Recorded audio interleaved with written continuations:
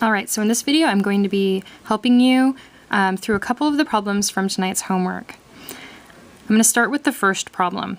How many moles of hydrogen gas are produced from 0.250 moles of HCl when excess zinc is present? So first let's look at the problem. The question asks, how much of this product, H2 gas, is produced from a certain amount of one of the reactants, HCl. The information here at the end, when excess zinc is present. So you need to recognize that all that's telling us is that I don't have to worry that I'm going to be limited by the amount of zinc I have. So there's plenty of it available. That'll become important in problems we do later though. So you might want to just cross it out to remind yourself that this zinc isn't going to show up anywhere in the problem. Okay. Another good strategy is to circle the information that you're given. So this is the information I've been given, 0.250 moles of HCl, and then how many moles of hydrogen gas. That's what I'm looking for in the end, the moles of hydrogen gas. So as with any stoichiometry problem, we have to start with a balanced chemical equation, and we should probably start by checking to see if this one is balanced. And the way I do that is to divide the equation down the middle and to count the atoms on each side.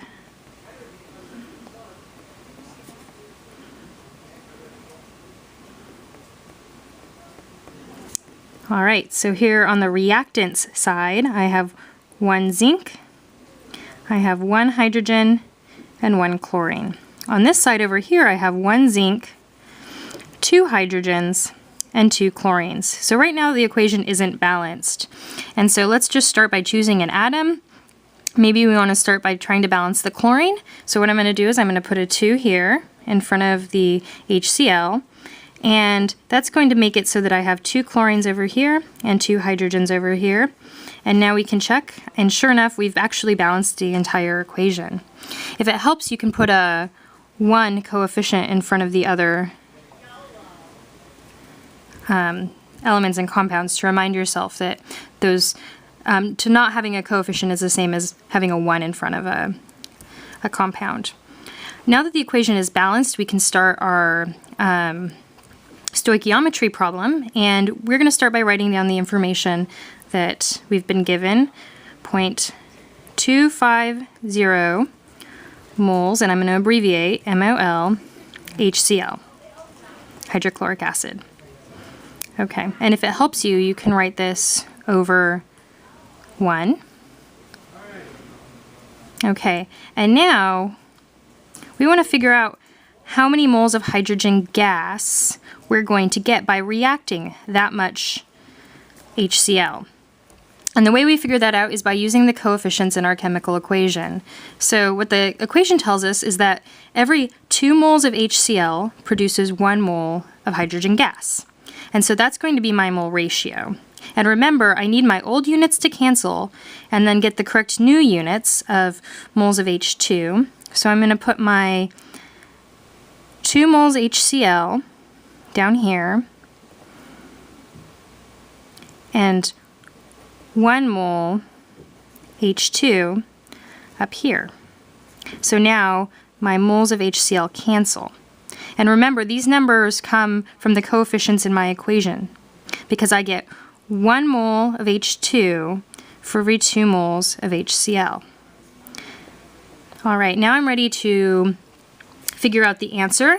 I'm going to take any number in the top and divide by any numbers in the bottom. So 0.250 divided by 2. And that's 0.125 moles of H2. Alright, and we can decide, does this answer make sense? So I should generate half as many moles of H2 as I have moles of HCl, and sure enough this is half. So the answer makes sense. Alright, so let's move on to another problem. I think I'm going to skip to the back and do the last problem since it's the most challenging.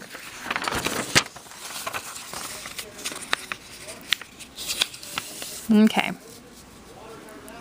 So you'll notice in this problem I didn't give you a chemical equation, and that's why it's a bit more challenging, but that's okay, we can write one from the information in the question.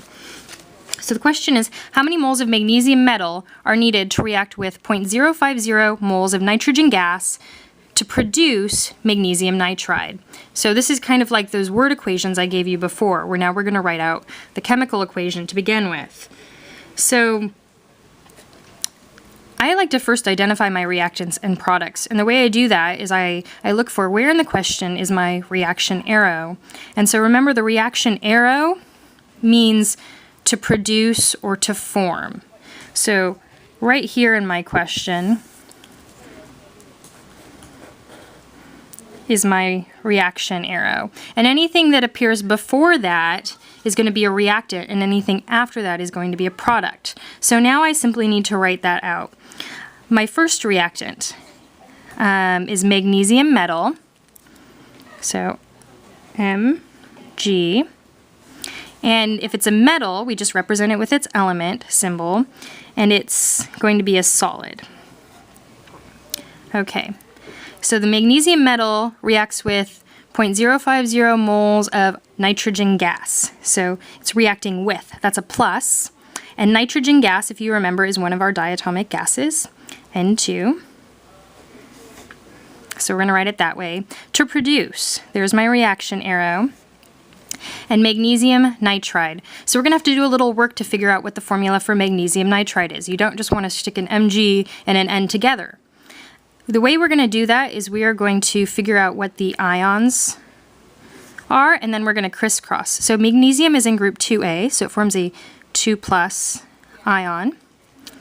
And nitride is a nitrogen ion. Nitrogen is in group 5A, so it forms a 3- ion. And so when we crisscross, we're going to put a 2 over here and a 3 here. And so now I can write my formula in down here. It's Mg3N2. And remember, all ionic compounds are solids. Okay, so now I have my chemical equation, and at this point, let's see if it's balanced. I'm counting magnesiums and nitrogens on both sides. I have 1 magnesium, 2 nitrogens. Over here I have 3 magnesiums and 2 nitrogens. So this is a fairly simple fix. I'm just going to put a 3 here, which changes that to a 3, and now it's balanced. Okay, and now we can finally do our stoichiometry problem. The information I've been given is right here. I have 0.050 moles of nitrogen gas. And so I'm going to write that down here, 0.050 moles of N2. Okay, and if you'd like, you can write that over 1. Okay, and we're ready to do our conversion using the mole ratio.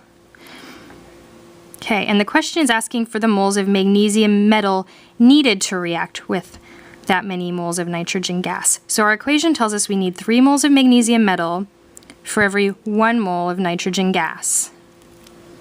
So the mole ratio is going to be 3 moles Mg over 1 mole N2. Okay.